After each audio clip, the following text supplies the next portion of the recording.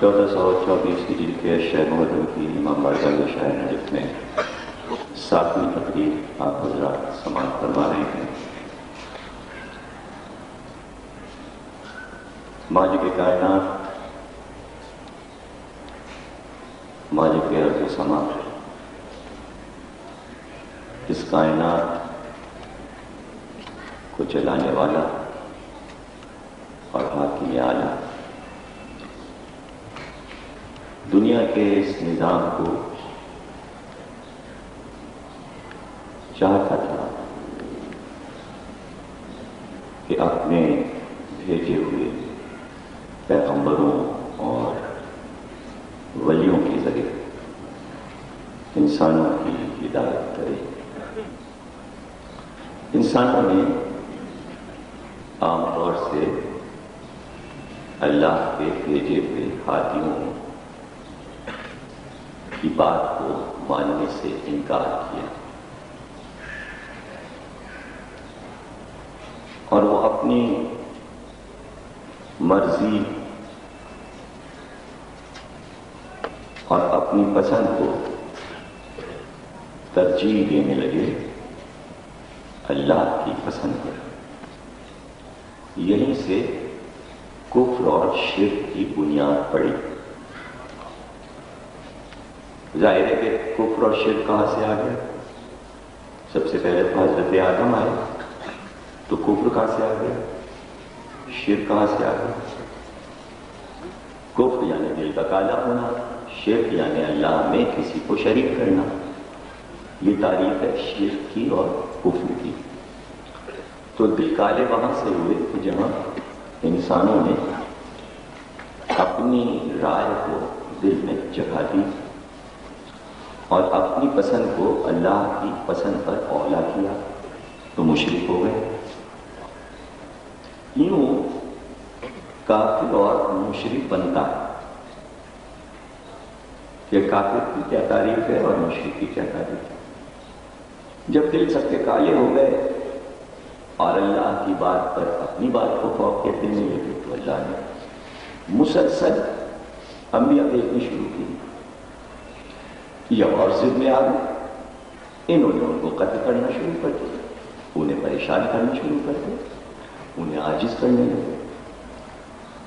یہاں مشکل یہ تھی کہ ملائکہ، فرشتے، طاقت، قدرت سب کچھ ہونے کے باوجود اللہ نے کلی اختیار اپنے ہادی کو یہ دیا کہ مادی قوتوں سے ان کو تسلیم کرو، انہیں سمجھاؤ۔ یہ ہر نبی کا امتحان ہوتا تھا کہ جگہ جگہ پر نہ فرشتے مدد کرنے آئیں گے، نہ اللہ کی مدد ہوگی۔ تم اپنے تدبر سے، اپنی عقل سے انہیں سمجھاؤ، اور ظلم بھی نہیں کرنا ہے، انہیں مارنا پیٹنا بھی نہیں ہے، صرف سمجھانا ہے۔ تو یہ پیغمبر کے لیے وہ صورتحال ہوتی تھی جسے پیغمبری کہتے ہیں۔ یعنی پیغمبری کی کیا تعریف ہے؟ پیغمبری کی تعریف یہ ہے کہ تم ان کو سدھارو، سمجھاؤ اپنے طریقے سے، بغیر اللہ میاں کی مدد لیے ہوئے۔ اس کو کہتے ہیں پیغمبری، اسے کہتے ہیں رسالت۔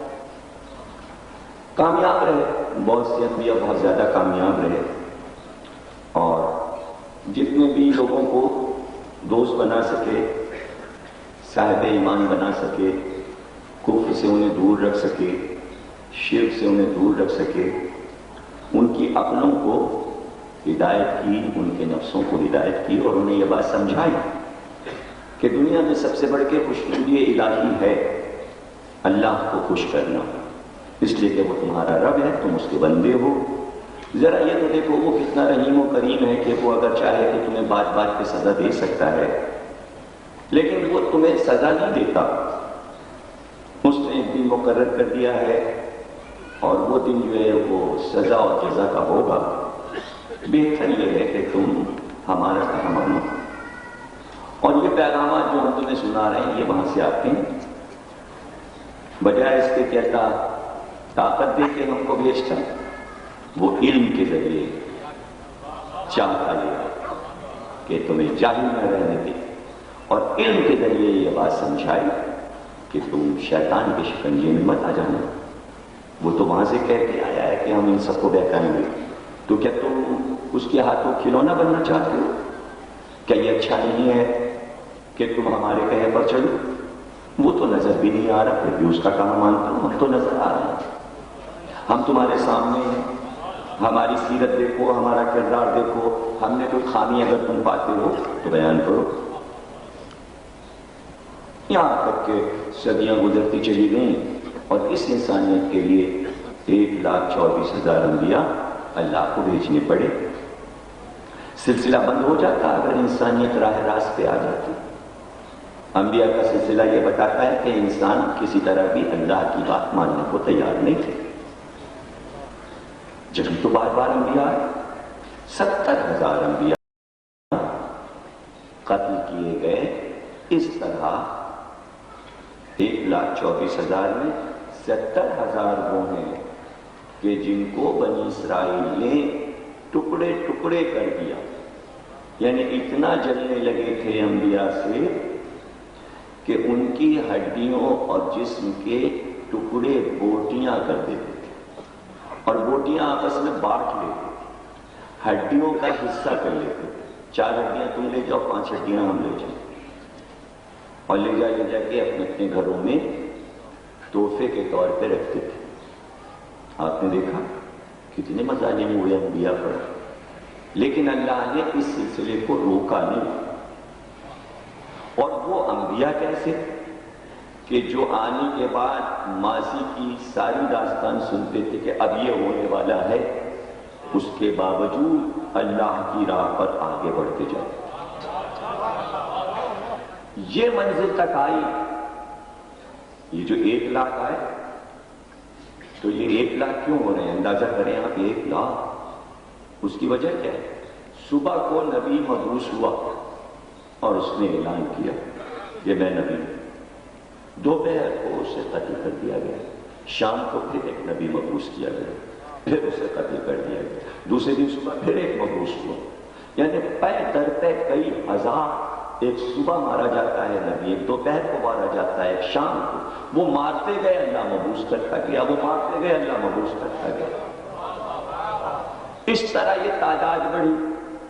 یہ جو حیرانی ہوتی ہے کہ 1,24,000 انبیاء کے نام کیوں نہیں ملتے؟ ارے جب صبح کو آئے ہیں، دوپہر کو مارے گئے ہیں، تو ان کی زبان حیات کیا اور ان کا نام کیا؟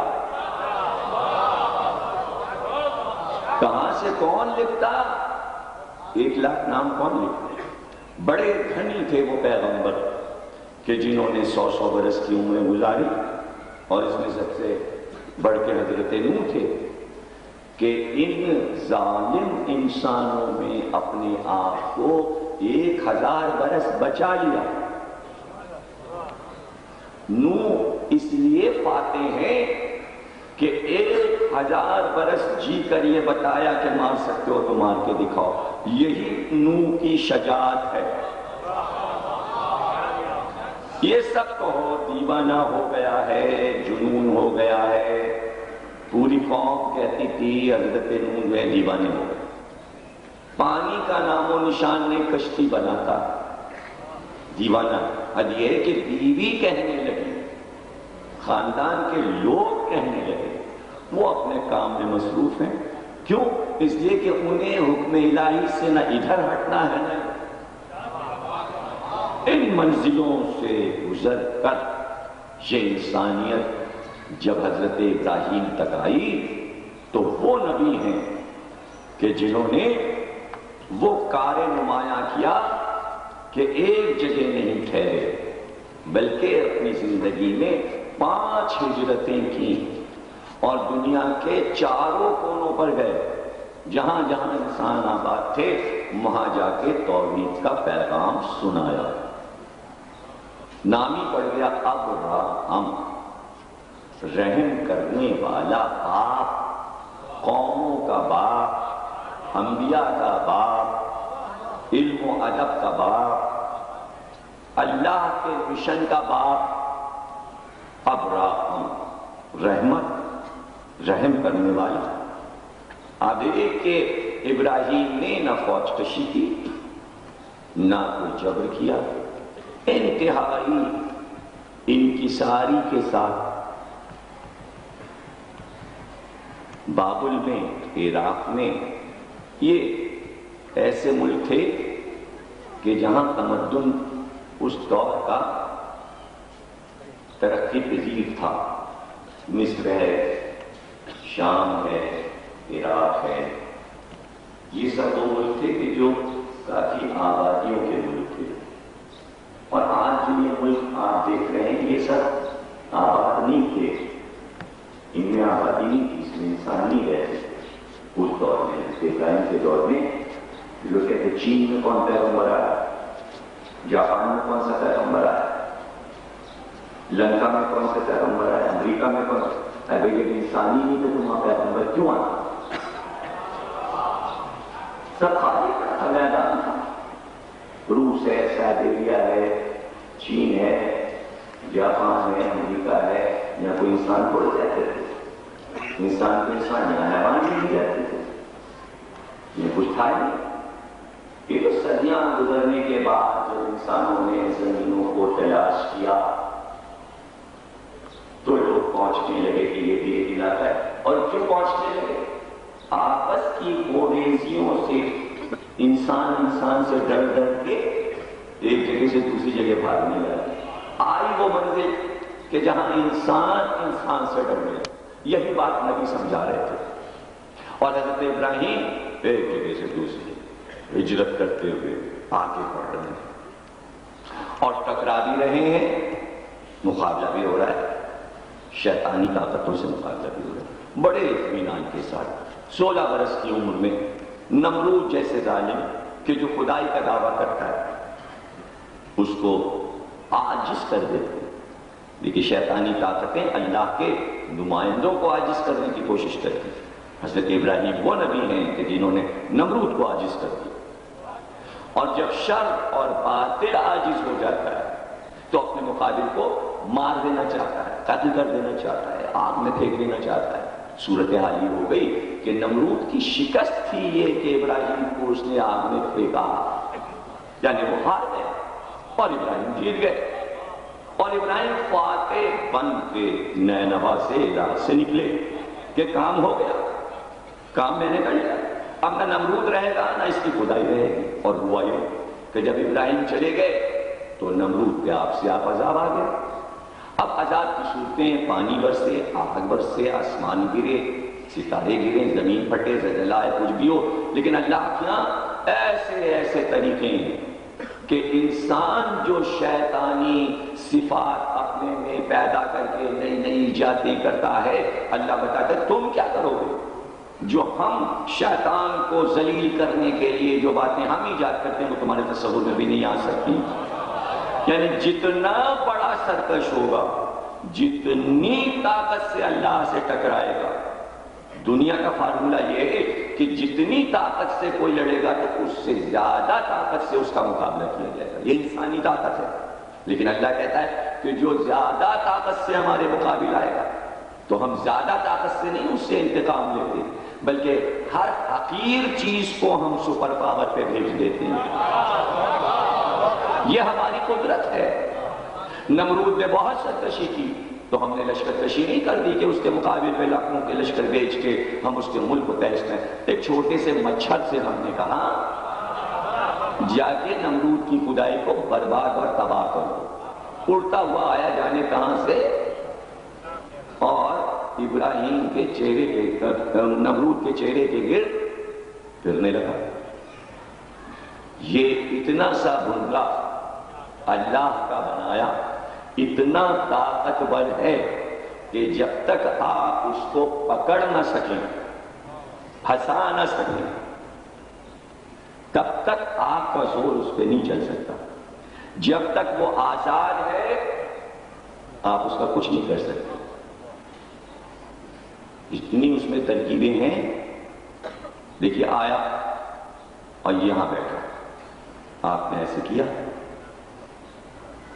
وہ پھر یہیں آئے گا۔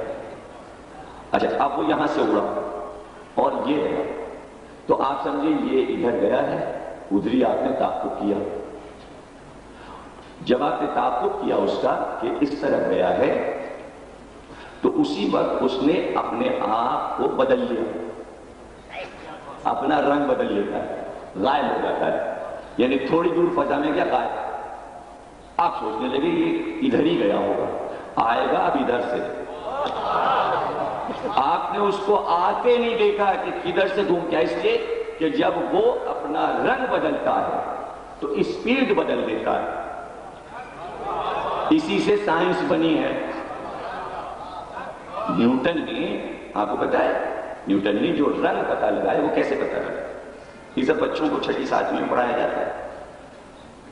اگر آپ کو یاد آ جائے، ایک پہیا گول ایسے پنکھا نما لیجیے اور اس کے کلرز لگا دیجیے، ہرا، لال، پیلا، نیلا، اسے رنگ دیجیے، ایک ایک پر اس کا پنکھے کا ایک ایک رنگ کا کر دیجیے، اس میں 9 رنگ ہو، 7 رنگ ہو، اور اس کو لگا کے اسپیڈ کے ساتھ آپ لائٹ سے جب اسٹارٹ کریں گے تو پنکھا ناچنے لگے گا۔ جب وہ ناچنے لگے گا تو کوئی رنگ نظر نہیں آئے گا، سفید ہو جائے گا۔ یعنی جیسے جیسے اس کی اسپیڈ بڑھے گی رنگ غائب ہو جائیں گے، سفید ہو جائے گا، آپ کو نظر نہیں آئے گا۔ یہ ترکیب مچھر سے لی گئی ہے، اسپیڈ اتنی تیز کر دیتا ہے کہ آپ کو نظر ہی نہیں آتا۔ یہ تو اس کی ایک صفت ہے۔ 56,000 اس کی آنکھ میں دیکھنے کے سوراخ ہوتے ہیں، وہ خود کیا اور اس کی آنکھ کیا، اور اس میں 56,000 سوراخ۔ آپ کتنی طرف دیکھ سکتے ہیں بتائیے؟ سامنے بیٹھے آپ، سامنے دیکھا، ادھر دیکھا، ادھر دیکھا، ادھر تو نہیں دیکھ سکتے نا، نیچے دیکھ سکتے ہیں، اوپر دیکھ سکتے ہیں، اور بعض لوگ ایسے اپنے منہ دیکھ رہے ہیں، ایسے منہ کر کے۔ 6-7 طریقے ہیں آپ کے پاس، 56,000 طریقے تو نہیں ہے نا آپ کے پاس۔ وہ اڑ کے کہیں جا کے بیٹھے، وہ وہیں دیکھ لیتا ہے آپ کر کیا رہے ہیں، آپ مجھے پھنسانے کے لیے کر کیا رہے ہیں۔ کچھ چھپا اپنا بیٹھا دیکھ رہا، اندھیرا ہو یا روشنی، وہ آپ کو چلتے پھرتے آتے جاتے سب دیکھ رہا ہے، اور اسے یہ معلوم ہے اب مجھے حملہ کہاں سے کرنا ہے۔ ابھی کیمرے سے اس کی آنکھ اتنی بڑی کی گئی فوٹو کے ذریعے، اتنی سی آنکھ جو کہ نظر نہیں آتی، اس کو کیمرے سے بڑا کر، تو جب آپ وہ بڑی تصویر دیکھیں گے لگے گا یہ شہد کی مکھیوں کا چھتا ہے۔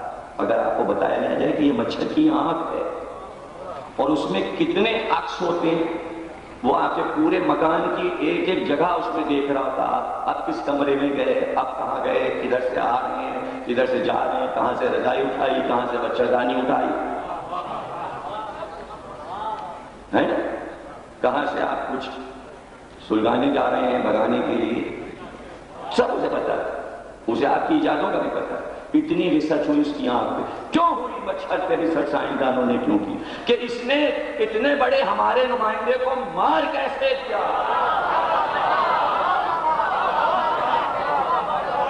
اب وہ آیا اور اب جو سانس لی اس نے تو اندر اچھا دائرے کے گھستا ہے، آدمی چھینکنے لگتا ہے، اور وہ لاکھ چھینکے وہ تو اوپر ہی جا رہا ہے، اسپیڈ بدل لی اس نے، اب گھومتا پھرتا سیر کرتا ہوا یا بھیجے میں، اور بھیجے کی نالیوں میں اس نے سیر کرنا شروع کیا۔ اب جیسے جیسے وہ سرائے اس کا دماغ گھومے، حکیموں کو بلایا، اب دیکھیے جس نے خدا کا دعویٰ کیا تھا اس کو آئے دیکھنے حکیم، یہ کیوں مچھر کو بھیجے؟ تاکہ تجھے پتا تو چلے کہ تو اپنا علاج خود نہیں کر سکتا، کاہے کا تو خدا بنا بیٹھا ہوا ہے، ہو گیا نا محتاج، لاچار، بیمار۔ ان کا بھائی کوئی بیماری نہیں ہے، وہ جن کے دماغ میں ہے، ایسے ایسے کرو، جب دھمک پڑے تو چپ بیٹھے۔ یہ چپکلی، چیوٹی، سارے کیڑے مکوڑوں کی عادت ہوتی ہے، وہ جہاں چھپے آپ دھم دھم کریں گے وہ ساکت ہو جائیں گے، تو انہیں معلوم ہے کہ یہ ہمیں باہر نکالنے کی ترکیبیں ہیں، ہم تو یہاں سمٹ کے بیٹھ گئے۔ اب وہ جب موقع ملے گا ہم نکل لیں، اور وہ خاموش ہو گئے، وہ صحیح ہو گئے۔ پھر سردر آیا تو آخر میں حکیم نے کہا کہاں تک کوئی آدمی بیٹھا ہوا، ان کا بھئی نوکروں سے کہو، غلاموں سے کاہے کے لیے؟ وہ جوتا لے کے اور بڑا بڑا اس کے سر پہ مارا گیا۔ دیکھا آپ نے اللہ نے اپنے مقابل کو کیسے کھٹوایا؟ یہاں سے کہتے ہیں میاں کی جوتی میاں کا سر، اور جب پٹائی ہو تو وہ سکون محسوس کرتا ہے۔ دیکھا آپ نے مار کھانے میں سکون محسوس کر رہا ہے، اس کی خدائی دیکھیے اور اس کی شان دیکھیے۔ اب جب آپریشن ہوا، اس زمانے میں سرجری جس طرح کی بھی رہی ہو، کہاں سے چیرا پھاڑا گیا ہوگا، تو بھیجا کھا کے جب اس میں سے مچھر اڑا ہے، جب اس کا دماغ کھولا گیا تو کبوتر کے بچے کے برابر ہو چکا تھا، اور کبوتر کے بچے کی طرح پرواز کرتا ہوا کہیں غائب ہو گیا، اور نمرود مر گیا۔ لیجیے کہانی خدائی کی ختم ہو گئی۔ ابراہیم تو فلسطین پہنچ چکے تھے، ابراہیم تو 2 شادیاں کر چکے تھے، ابراہیم کے تو 2 بچے ہو چکے تھے، نسل بڑھ چکی تھی، توحید کی کہانی پھیل چکی تھی۔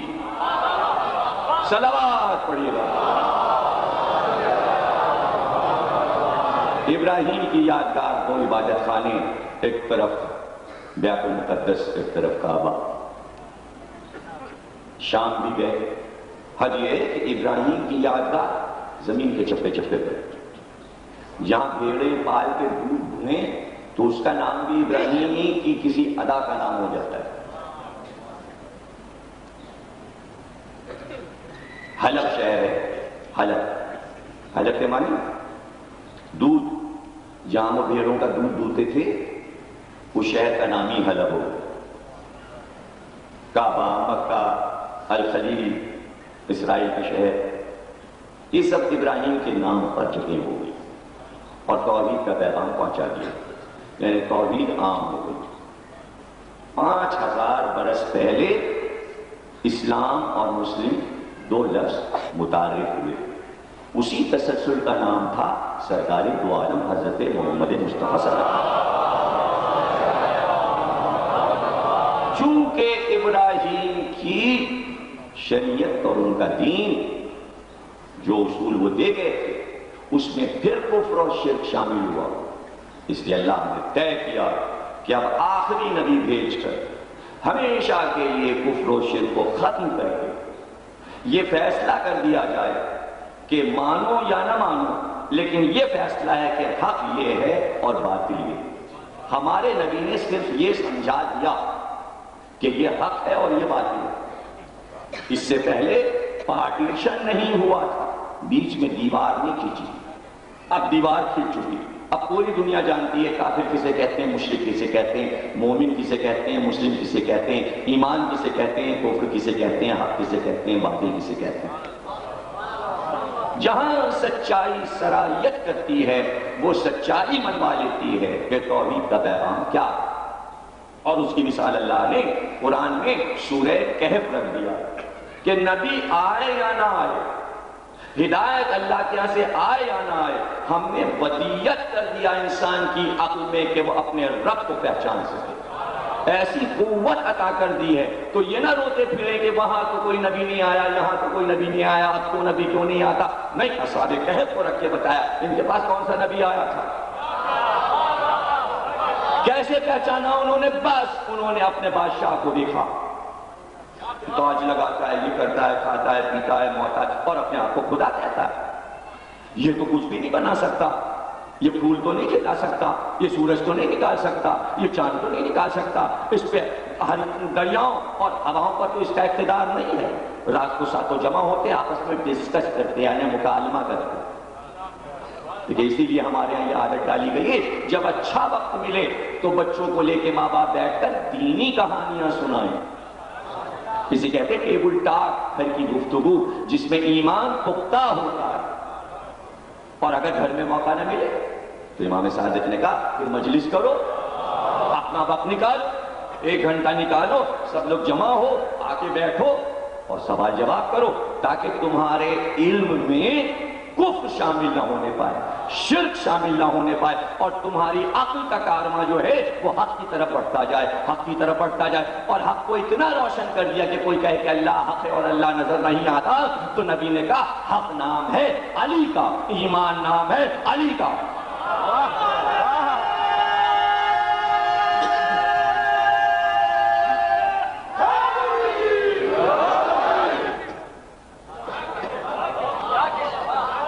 اور اس کے بعد آیت آ گئی کہ باطل جانے کے لیے ہے، حق جمنے کے لیے۔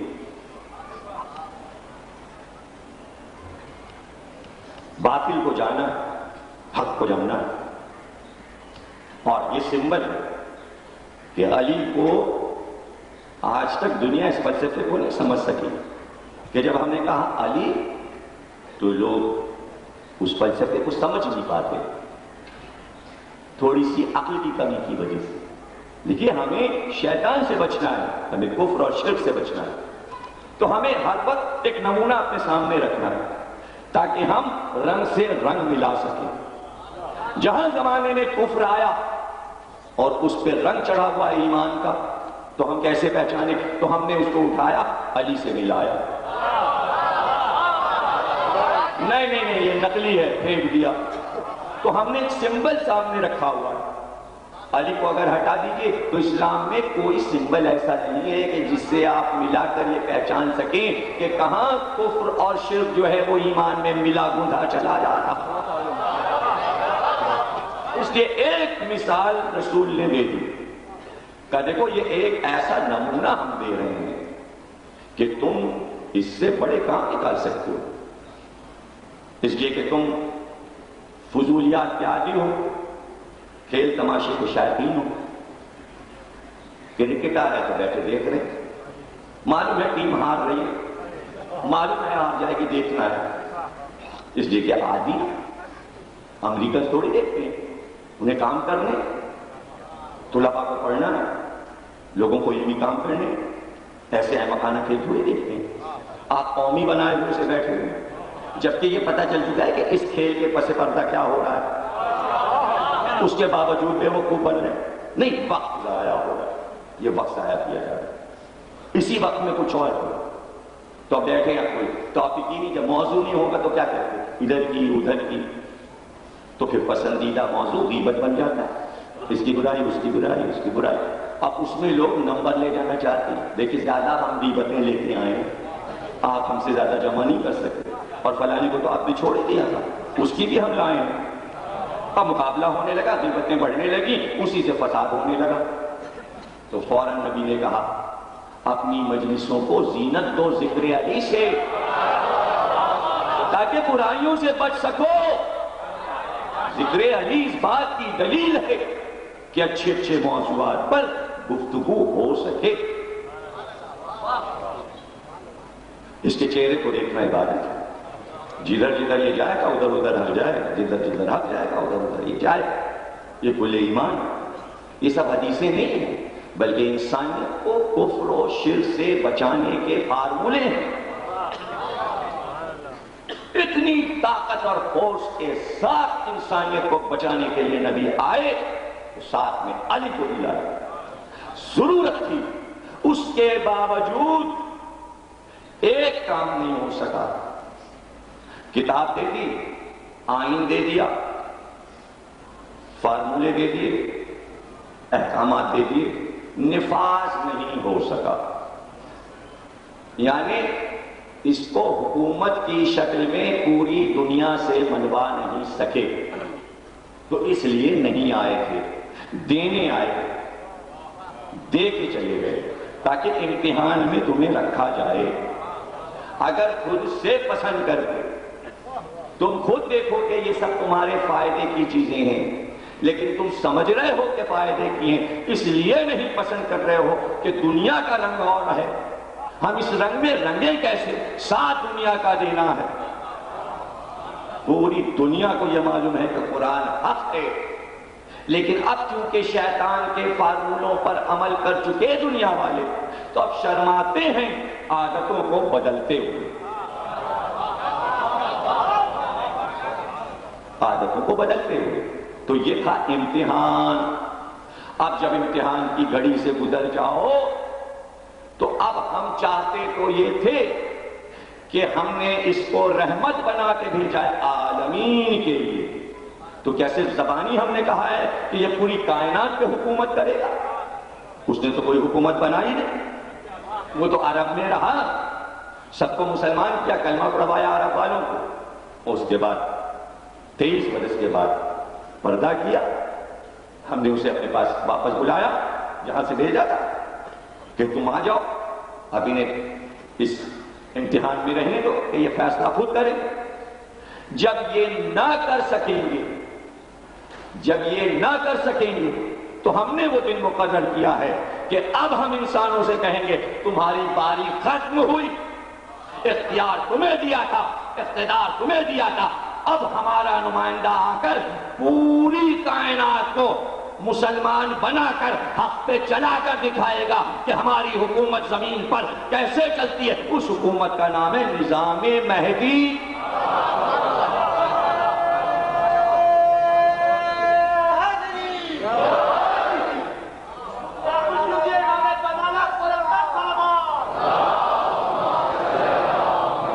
کیا یہ انسانیت کی شکست نہیں ہے کہ 1400 برس سے وہ موجود ہیں؟ اور کوئی یہ کہے بحثیں کرے اتنے دن کیسے آدمی رہتا ہے، تو اللہ ہر چیز کی دلیل صدیوں پہلے بناتا ہے۔ کوئی اعتراض ایسا نہیں ہے جو اللہ پہ کیا جائے اور اس کا جواب اللہ پہلے سے نہ دے چکا ہو۔ اس نے خضر کو زندہ رکھا، اس نے الیاس کو زندہ رکھا، اس نے ادریس کو زندہ رکھا، اس نے عیسیٰ کو زندہ رکھا۔ 4 گواہیاں پہلے گزار دی، تب 5ویں کو کہا زندہ رہو۔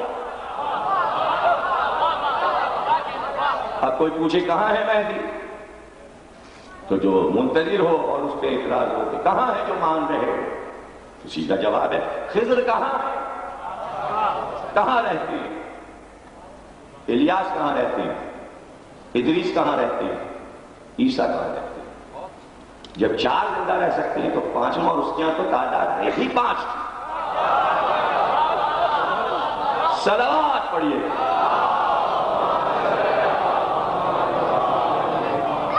بس جہاں وہ رہتے ہیں وہیں وہ رہتے ہیں۔ 4 میں 2 کو زمین پہ رکھا اور 2 کو وہاں، 2 کو وہاں۔ اب یہ راز ہے کہ 2 کی ضرورت وہاں، 2 کی یہاں، عیسیٰ وہاں، ادریس وہاں، الیاس یہاں، خضر یہاں۔ اللہ کہتا خشک و تر، یعنی اس نے اپنی کائنات کو 2 حصوں میں بس تقسیم کیا ہے، خشک اور تر، اسی میں سب کچھ آ جاتا ہے۔ خشکی پر معمور ہے خضر اور تری پر الیاس۔ پانی پہ ان کی حکومت ہے، خشکی پہ، اور انڈر میں دونوں کس کے ہیں؟ امام مہدی کے۔ صلوات پڑھیے۔ نگرانی کس کی ہے؟ جس طرح صحف آدم میں، صحف نوح میں، صحف ابراہیم میں، صحف اسحاق میں، جتنے بھی صحیفے انبیاء کے آئے، ہر صحیفے میں یہ لکھا تھا ایک نبی آنے والا ہے، ایک نبی آنے والا ہے، ایک نبی آنے والا ہے۔ وصیت کرتے رہنا اپنی اولاد کو وہ آنے والا ہے، وہ آنے والا ہے، وہ آنے والا ہے، وہ۔ تو اسی کے ساتھ ساتھ یہ بھی نام چل رہا تھا کہ جب وہ آ کے چلا جائے گا تو ایک اور آنے والا ہوگا، یہ بھی محمد، وہ بھی محمد۔ یہ نبوت کا آخر، وہ امامت کا آخر۔ صلوات پڑھیے۔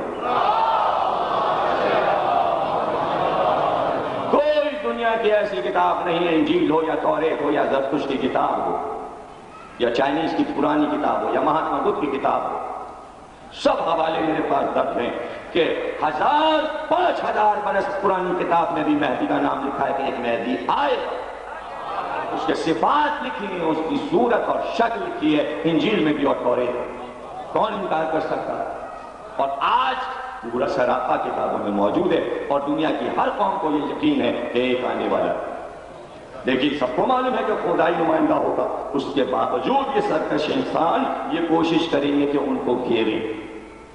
یہ جو عرب میں ساری قومیں اتر جائیں گی، اس کا کیا راز ہے؟ سمجھیے اس کو۔ انگریز، امریکن، رشین، چائنیز سب عرب میں کیوں اتریں گے؟ تیل ویل سب بیکار بات ہے، اس لیے کہ جب ایٹم بم گر کے ہائیڈروجن بم آبادیوں کو ختم کر دیں گے تو کاریں کون چلائے گا؟ تیل کی ضرورت کیا ہے؟ جب انڈسٹریز نہیں ہوئیں گی، مشینیاں نہیں ہوں گی تو تیل کسے چاہیے؟ تیل کی لڑائی نہیں ہوگی۔ یہ سب جائیں گے کعبے کو گھیر دیں کہ کعبہ مرکز ہے، مہدی جہاں چھپا ہے کعبے کو بچانے آئے گا، ہم گھیر لیں گے۔ حملہ خدا کے گھر پہ ہوگا، تب پتہ چلے گا یہ کائنات مہدی سے نہیں لڑنا چاہ رہی یا تم سے نہیں لڑ رہی تھی، یہ ڈائریکٹ لڑائی اللہ سے اور کافروں سے ہے۔ اب کھل کے بات سامنے کہ اللہ سے لڑائی ہے، اللہ کے گھر پہ حملہ ہوگا۔ ابھی تو جب یہ سب کچھ ہو رہا تھا تو اعلان کیا ایک شخص نے امریکہ میں کہ ان کے کعبے پہ بم گرا تو صحیح ہو جائیں گے سارے مسلمان۔ بڑی تھی خبر، اور ایک ہی 15 دن 2 ہفتے میں آپ نے یہ خبر بھی سنی، اس پہ فالج گر گیا۔ جو منہ سے نکالے تو فالج گر جائے، جو ہاتھ اٹھائے گا کعبے پہ اس کا کیا ہوگا جب مہدی موجود ہے؟ حالانکہ اس گھر میں اللہ نہیں رہتا، اللہ لامکان ہے، لامحدود ہے، لیکن اگر وہ ایک شبیہ بنا کر کہتے مجھ سے منسوب ہے اور اس کی بھی بے ادبی ہو تو اللہ کو شبیہ کی بے ادبی بھی پسند نہیں آئے۔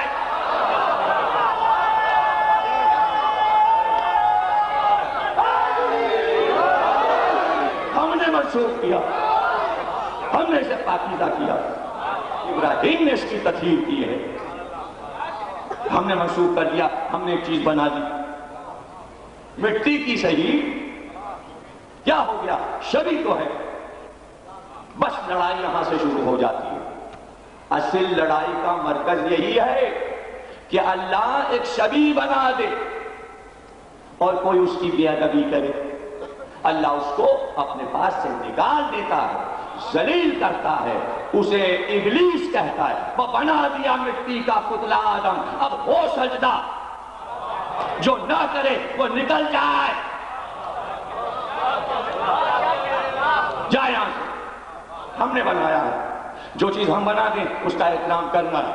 جب ہم حکم دے رہے ہیں، بات اصل شبیہ کی نہیں ہے، بات ہے حکم کی کہ حاکم ہم ہیں، حکم ہمارا چلے گا۔ تم کون ہوتے ہو یہ کہنے والے کہ ہم اس مٹی کے پتلے کو سجدہ نہیں کریں گے؟ سجدہ تو اسی طرف ہوگا، مٹی کے بنے کعبے کی طرف، ہم اسے قبلہ بنا دیں گے، چاروں طرف سے اسی کی طرف سجدہ، اور صرف سجدہ نہ ہو، اس مٹی کے بنے ہوئے گھر کے چاروں طرف صدقے صدقے باری باری جاؤ۔ صدقہ 7 بار ہوتا ہے،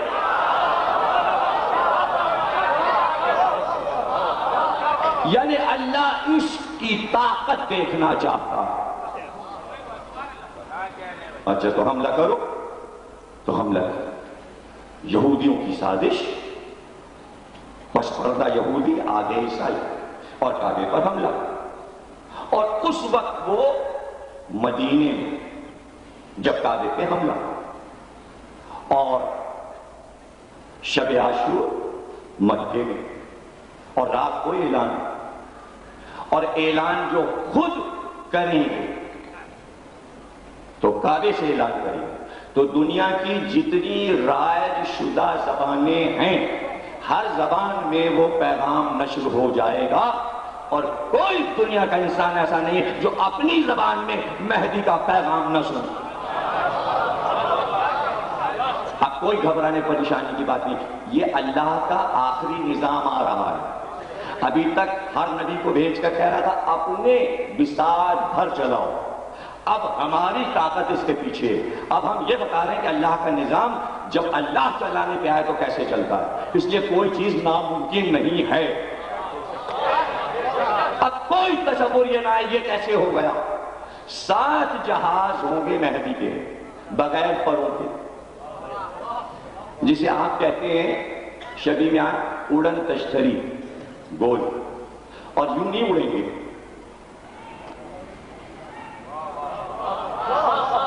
اب کون آپ کو بتائے گا اس طرح؟ بھائی میں تو شبیہ دکھا رہا ہوں، شبی کی بات تو ہو چکی نا.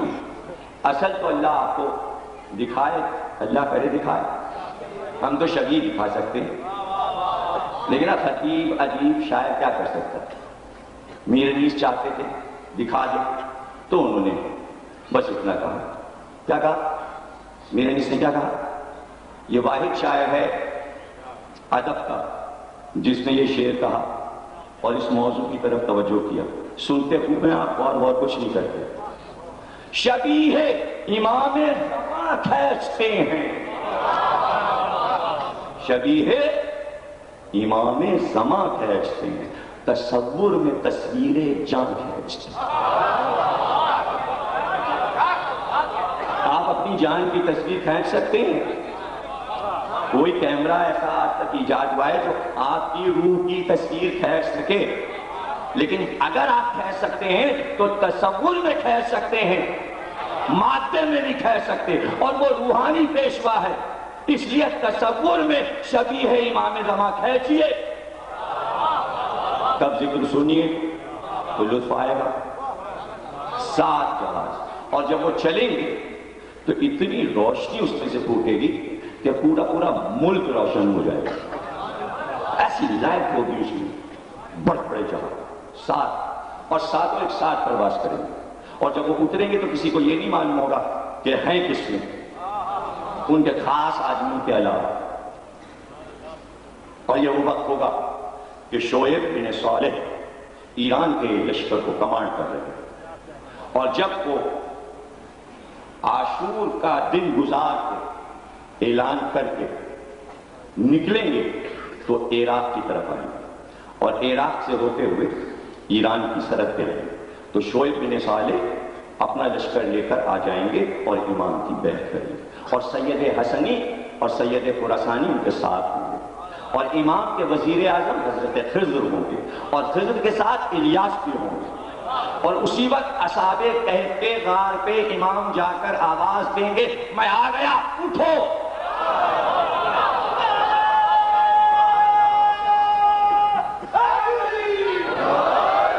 اب آپ سوچتے ہوں گے کہ ان 7 آدمیوں کو اب تک کیوں سلا رکھا تھا؟ ارے ان کے سونے کا بھی تو کوئی مقصد ہو. کبھی تو سونے والا اٹھتا ہے. علی شب ہجرت سوئے تو صبح اٹھے کہ نہیں اٹھے؟ تو اب ان کی نیند بھی تو ٹوٹے نا. تو کوئی بیدار کرنے والا بھی تو آئے، کوئی جگانے والا بھی تو آئے. وہ ساتھوں سلام کریں گے اور لشکر میں شامل ہو جائیں گے. اور اس کے بعد آپ وہاں سے شعیب بن صالح کی جو بیعت کر لیں گے امام کی، اور وہ پرچم جو لشکر کے ہوں گے ان کے ساتھ جو پہلا دورہ ہے وہ ایران سے بلوچستان، ملتان، کرمان ہوتے ہوئے دبئی کے راستے سے پھر عرب واپس جائیں گے. اور خلیج کی ریاستیں یعنی دبئی، ابوظہبی، قطر، شارجہ، یہ سب جو کچھ ہے، یہ کوئی قیل و قال نہیں کریں گے. فوراً ایمان امام پہ اس لیے لائیں گے کہ یہ کسی کے زیر اثر تھے جنہوں نے انہیں بہکایا ہوا ہے. ان کا قدیم ایمان کچھ اور ہے. شارجہ میں ایک ایسا مقام بنا ہوا ہے کہ جو زیارت گاہ ہے، اور جس کے لیے کہا جاتا ہے یہاں پنجتن پاک آئے تھے اور وہاں ان کی چیزیں رکھی ہیں. چونکہ ملک میں آزادی نہیں، اس لیے ان چیزوں کا پتہ نہیں چلتا. تو یہ سب بیعت کریں گے امام کی اور صاحب ایمان ہو جائیں گے. ایسے میں ایران کا لشکر پھر جہاں جہاں سے گزریں گے لشکر امام کے ساتھ ہوتا جائے. اور جس کی خواہش ہوگی کہ ہم امام کے لشکر میں شامل ہیں، اس کا ایک قدم اپنے گھر میں اور دوسرا قدم امام کے لشکر میں. اور ان سب کو زندہ کیا جائے گا جن کی خواہش تھی کہ ہم امام کے ساتھ ان کے لشکر میں شامل ہوتے. 10 لاکھ کا لشکر، 10 لاکھ کا لشکر عرب واپس آتے آتے امام کے ساتھ ہوگا. اور جب آئیں گے مکے میں دوبارہ واپس، تو اس سے ایک دن پہلے عرب کا آخری بادشاہ عبداللہ قتل کر دیا جائے گا، اور اس کا غلام اسے قتل کرے گا. اس کی وجوہات بھی کتاب میں لکھی ہیں کہ کیوں قتل کرے گا، میں وہ بیان نہیں کروں گا، اور وہ فرار ہو جائے گا، اس کا پیچھا کیا جائے گا۔ لیکن وہ اتنا کمزور ہو چکا ہوگا بادشاہ، رسول اللہ کی حدیث ہے کہ اگر تم مجھے یہ بتا دو کہ حاکم عبداللہ قتل ہو گیا تو میں تمہیں بتا دوں مہدی آ گیا۔ حدیثیں ظاہر ہے کہ ان حدیثوں ہی سے یہ سارا ترتیب دیا گیا ہے امام کا پورا نظام حکومت۔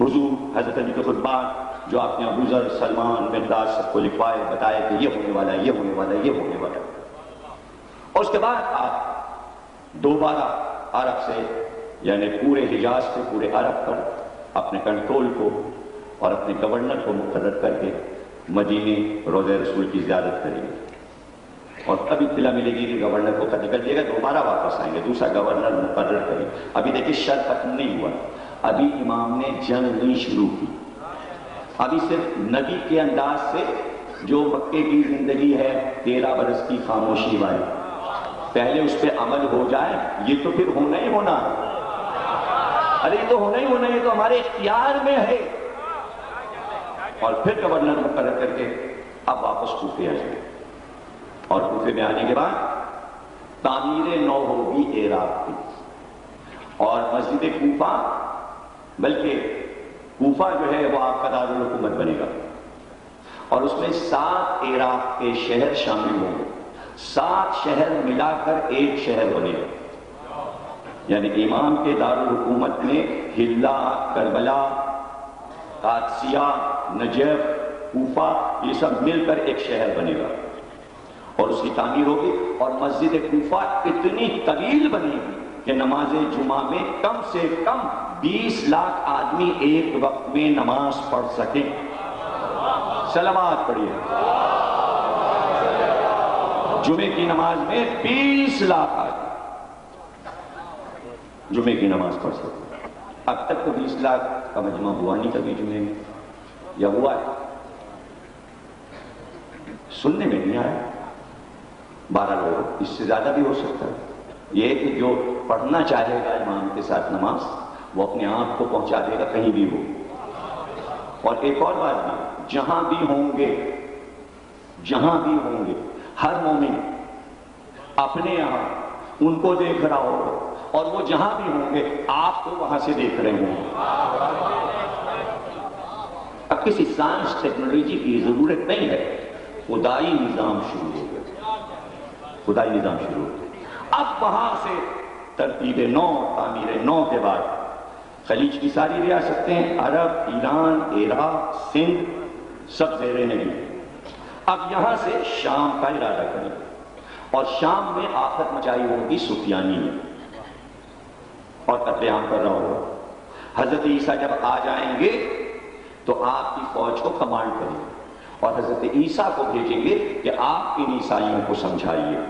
حضرت عیسیٰ خطبہ دیں گے اور یہ بتائیں گے کہ میں نے بھی مہدی کی بیعت کی ہے، اور تم سمجھو یہی دنیا کا آخری نمائندہ ہے، یہی تمہارا نمائندہ ہے۔ بعض عیسائی ایمان لے آئیں گے، وہ عیسائی جو یہودیوں کے زیر اثر ہوں گے وہ لڑنے مرنے پہ تیار ہوں گے، شام میں جنگ ہوگی دمشق میں، بہت سے لوگ مارے جائیں گے، امام پھر قتل عام شروع کریں گے، اتنا قتل عام کریں گے، اتنا قتل عام کریں گے کہ انہی میں سے ایک آدمی کہے گا تم مجھ کو مہدی بھی لگے، تمہارے جد رسول اللہ تو بڑے رحم دل تھے۔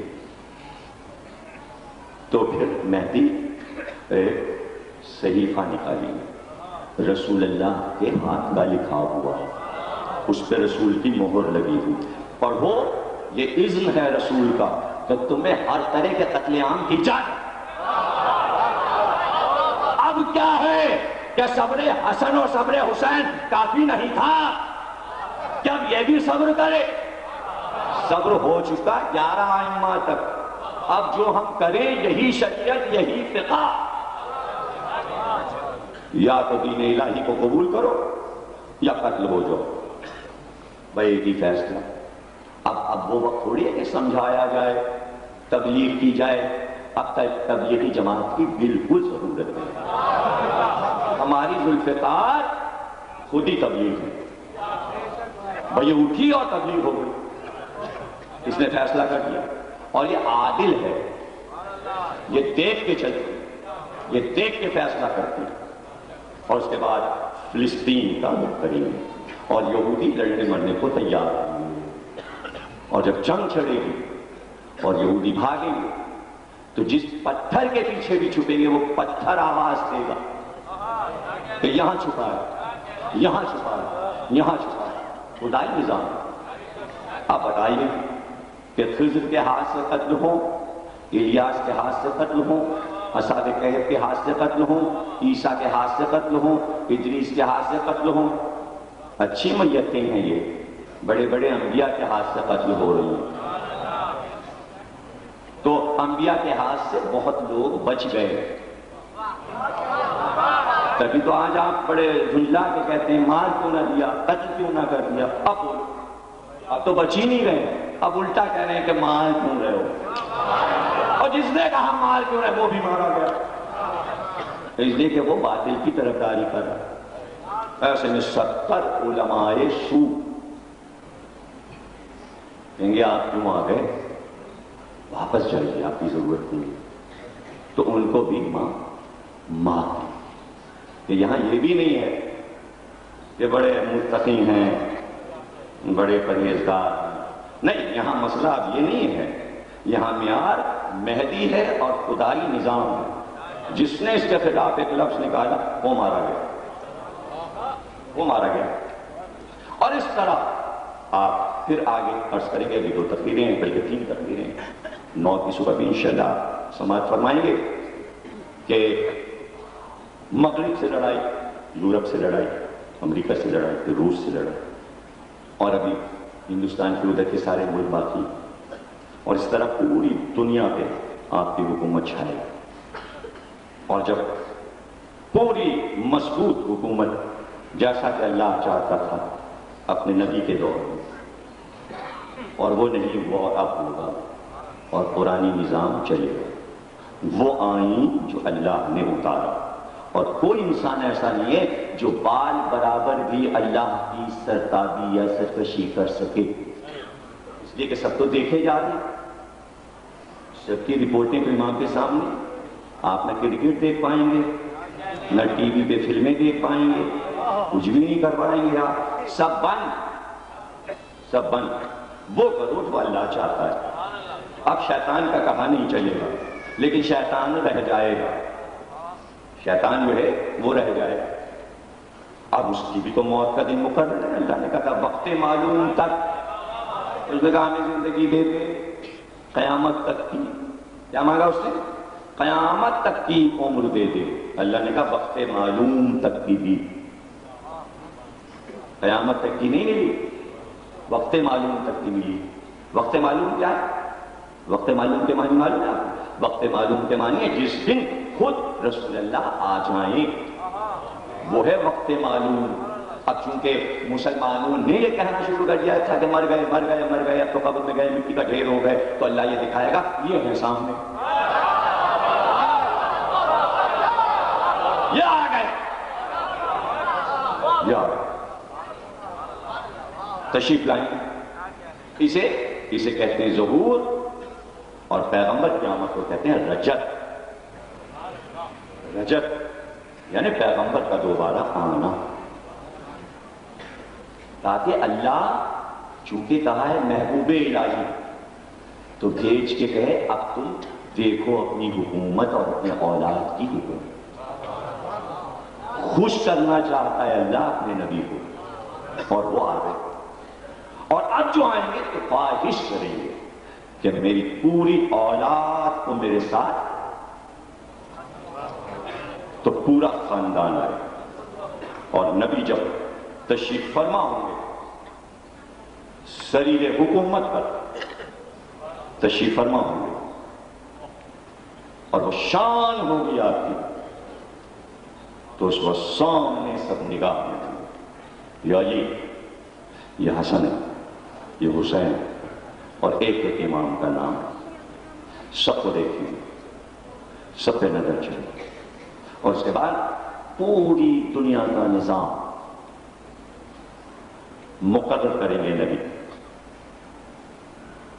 تم اس ملک میں جاؤ، تم اس ملک میں جاؤ، تم اس ملک میں جاؤ، اور امام حسین سے کہیں گے تم ہندوستان جاؤ، یہ بر صغیر جس میں آپ عزاداری کر رہے ہیں۔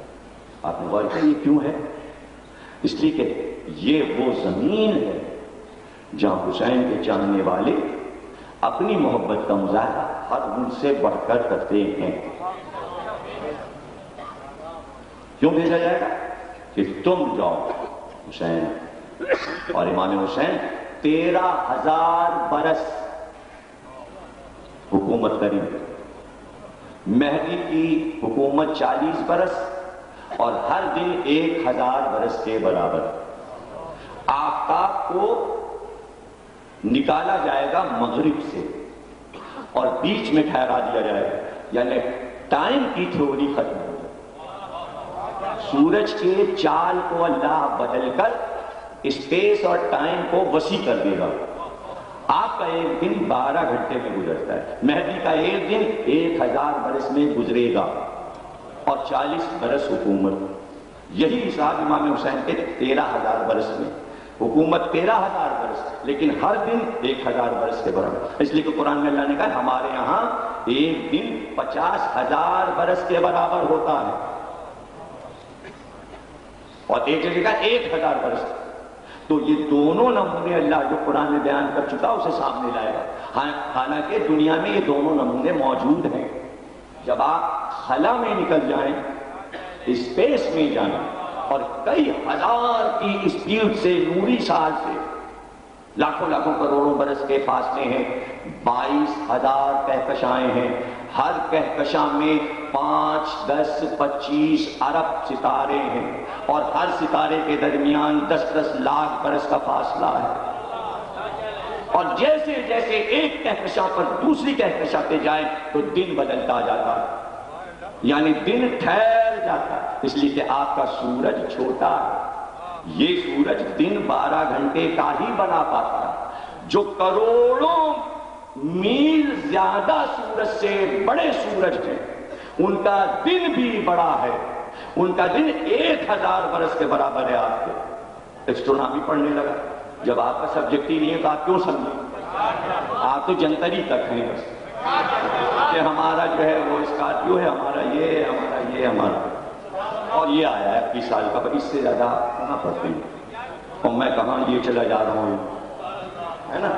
تو اس لیے ہم کتاب کو لپیٹے دیتے اور پھر عرض کریں سب سامنے، اور جب سب کو لے کے اٹھیں گے اور باہر آئیں گے تو آپ کے ہاتھ میں ایک نور کا حربہ ہوگا، اور وہ تلوار کی شکل میں نہیں بلکہ دائرے کی شکل میں ہوگی، اور اس میں تیز دھار ہوگی، اور وہ دھار کسی لوہے کی نہیں ہوگی بلکہ لائٹ کی دھار ہوگی، یعنی اگر وہ کسی کے گلے پہ وہ لائٹ کی دھار چل جائے تو گلا کٹ جائے، اور وہ آپ کے ہاتھ پہ ہوگا، اور جب وہ لے کے بڑھیں گے تو ایک چیخ بلند ہوگی، وقت معلوم آ گیا، یہ شیطان کی چیخ ہوگی۔ آپ کو کہے گا بھاگو، اپنے والوں سے کہے گا بھاگو، اور حضور کے لیے جملہ یہ، اس وقت کہیں گے اب کہاں جاتا ہے، اب کہاں جاتا ہے، اور آگے بڑھ کر اس پہ حملہ کریں گے اور شیطان کو سرکار دو عالم قتل کر دیں گے۔ لیجیے قصہ ختم، قصہ ختم۔ اب سکون ملا آپ کو؟ ساری مصیبتیں شیطان کی ہی تو تھیں۔ اب مسئلہ کیا رہ جائے گا؟ اب تو سب مسئلہ ختم نہیں، اب دربار الہی میں مقدمے پیش کیے جائیں گے، وہ مقدمے جو مقدمے آپ مجلس میں لڑتے ہیں۔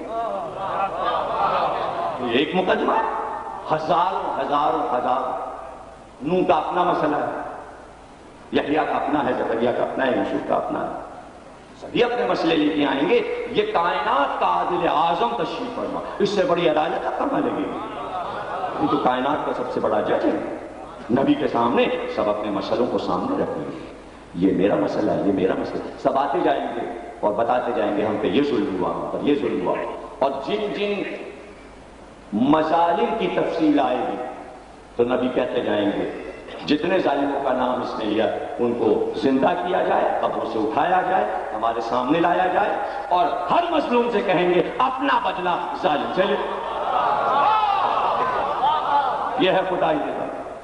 ہر مظلوم سے کہیں گے تم ظالم سے اپنا بدلہ لے لو۔ بدتقدیر ختم ہو گئی۔ ایسے میں سیاہ چادر میں ایک بی بی داخل ہو گئی۔ دو جملے مسائل تھے، آپ کو معلوم ہے ساتھ تاریخ۔ ایسے میں ایک بی بی داخل ہوگی چادر میں، اور اس کے ہاتھوں پر کوئی چیز ہوگی، اس کے ہاتھوں پر کوئی چیز ہوگی، اور بلا کے نبی کے سامنے رکھتے ہیں۔ تو نبی چہرہ اٹھا کر کہیں گے خدیجہ کس کا بچہ ہے یہ؟ کس بچے کی لاش ہے؟ کس بچے کی لاش؟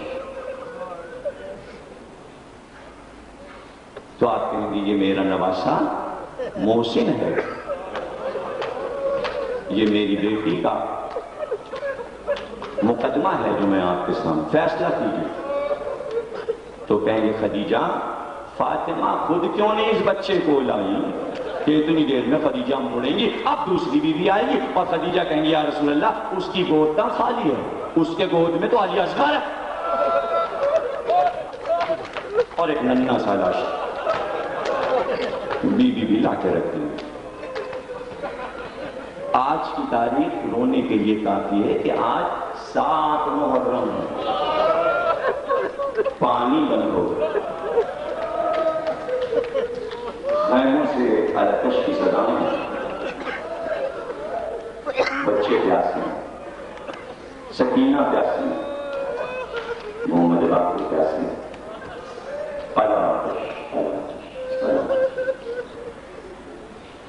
شور ہے بچوں اور عباس بچوں کا شور سن گئے اور ہم اس کو جاری نماز کہ ہم بچوں کو پانی نہیں پی سکتے۔ علی اکبر 14 سال کے قاسم اور ایک اشتہام ہے لشکروں کا اور فوج اور ہر مبارزین کا شور، حسین کسی اور کو بھیجو، اور لاشوں پہ لاشیں آئے، لاشوں پہ لاشیں آئے، زینب کے لاڈلوں پہ لاشیں آئے، ابرو بھی کٹے تھے، شانے بھی کٹے تھے۔ ماں نے زخمی بچوں کو دیکھا، خون بہتا چہروں سے دیکھا، لیکن شکر کا سجدہ کیا۔ ایسے میں انہیں فرمانے آواز دی قاسم زینب کے لاڈلوں کی لاشیں آئیں، کیا تم اپنے چچا کی مدد نہیں کرو گے؟ ابھی تھوڑی دیر میں مہندی برآمد ہوگی، آپ کو معلوم ہے کہ محرم کی 7 تاریخ کس سے منسوب ہے۔ قاسم نے کہا اماں کئی بار کوشش کی، چچا اجازت نہیں دیتے، کہا تم جاؤ چچا کی خدمت میں جاؤ۔ گئے، کہا چچا جان میدان کی اجازت دیجیے۔ قاسم تمہیں کیسے جانے دوں؟ تم میرے بھائی حسن کی شکل ہے، تمہیں دیکھتا ہوں تو میرا بھائی زندہ مجھے نظر آتا ہے، میں تمہیں کیسے دیکھتا ہوں؟ تم یادگار حسن ہو۔ دیکھیں بہت مشکل تھا کہ قاسم کو حسین اجازت دے، لیکن مقتل نگار کہتا ہے کہ کسی بھی شہید نے حسین سے اجازت اس طرح نہیں لی جیسے قاسم نے اجازت، اور آخر میں اجازت مل ہی گئی، طریقہ کو اختیار کیا۔ کیا کیا قاسم نے؟ ایک بار حسین کے دونوں ہاتھ لیے اور چومنا شروع کیا۔ ہاتھوں کو چومتے جاتے اور کہتے چچا اجازت دے دیجیے، چچا اجازت دے دیجیے۔ حسین رونے لگے، بچے کا یہ پیار دیکھ کر حسین رونے، لیکن رو رہے مگر کہتے نہیں قاسم ہم نہیں جانے۔ اب کیا کرے بچہ؟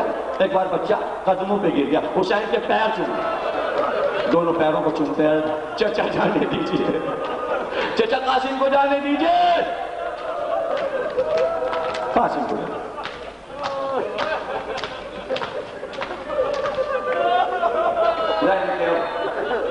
مسائل پڑھ رہا ہوں اور مسائل شروع ہو چکے، اب موقع نہیں، اس لیے ابھی خیر عمل میں پہنچتے ہی جو مجلس ہوگی حضرت قاسم کی جنگ میں وہاں پر کہ قاسم میدان میں لڑے کیسے، حضرت قاسم کی لڑائی وہاں پر جو یہاں پر ہوں وہاں نہیں کروں، جو آئے وہاں پر آئے पानी पड़ो, हाथों को छूने शुरू किया, फिर पैरों को छूने। कासिम को उठाया हुसैन ने, गले से लेटाया, कहते इतना रोए चचवा बदली, लगता था पछताते गए। अब मजबूत हाथ पकड़ के लेके कासिम का सहने खैमा में आया। अब जो सहने खैमा में लाए तो एक तरफ जनाब ज़ैनब खड़ी और एक तरफ उम्मे फरमा खड़ी, और फिजा से कहा लाओ हसन का लिबास लाओ। जर्द अमामा आया, सब्ज कबा आई, हसन का लिबास आया। हसन का लिबास पहनाया, कमर को बांधा, नया कुर्ता पहनाकर, एक कुर्ता पहनाया, बस एक कुर्ता। तो ज़ैनब ने कहा भैया ज़रा नहीं, कहा अली का पोता है, अली कभी ज़रा पहन के नहीं लड़े, मैं कासिम को कुर्ते में ही भेजूंगा ताकि दुनिया को मालूम हो कासिम कितने बहादुर है। लेकिन हाँ, जब अमामा बांधा तो दोनों सिरे कांधे पर छोड़ दिए, शमले लटका दिए।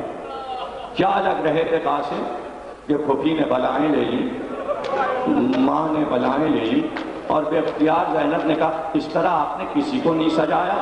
का ज़ैनब दूल्हा बनाया है हमने कासिम को, बड़ा अरमान था कि कासिम का ब्याह हो जाए, बड़ा अरमान। अभी कासिम को तैयार किया था कि मैदान जंग से आवाज आई, और एक बार का कासिम वक्त आ गया, और ये कहकर हुसैन आगे बढ़े और कुर्ते के गरीबान को दोनों हाथों से पकड़ के फाड़ दिया, गरीबान को फाड़। बहन रोने लगी, कहा भैया ये क्या, ताकि सब देख लें कि यतीम है, मेरा बच्चा यतीम है, और ज्यादा तलवारें न चले मेरे बच्चे पर। कासिम को घोड़े पे बिठाया। कासिम वो खुशकिस्मत शहीद हैं कि जंग की तो अब्बास जैसा बहादुर, अली अकबर जैसा बहादुर, और खुद हुसैन कासिम की लड़ाई देख रहे थे। खूब लड़े कासिम, बड़ी शजाअत से लड़े, और उसके बाद एक आवाज आई, कहते ये कि जो शहीद घोड़े से गिरा कहता था आका सलाम, मेरे आका आप पर सलाम। लेकिन जब कासिम गिरे तो कहा अम्मा आपका बेटा घोड़े से गिर गया, मादर क़यामत में आ गई। और जब हुसैन पहुंचे और लश्कर को हटाया अब्बास और हुसैन ने, तो मैं इतना कहा ए मेरे लाल कासिम, अरे तू पुकारता रहा और चचा ना आ सका, चचा ना आ सका, चचा ना आ सका। बस तकरीर खत्म की और मेहंदी आ रही है, मेहंदी बरामद हो रही है। दो जुमले अर्ज करूंगा। रावी कहता है मैं ये देख रहा था कि ये लाश को ले जाके कहां रखेंगे। रावी कहता है हमने देखा कि कासिम के लाशे को उठाकर हुसैन लाए और तरे खैमा के सामने नहीं रखा, तो उम्मे फरमा ने आवाज दी ए हुसैन सबके लाशें लाए मगर मेरे कासिम का लाशा क्यों नहीं लाए। तो अपने कांधे पर से एक कटरी उतार कर उम्मे फरमा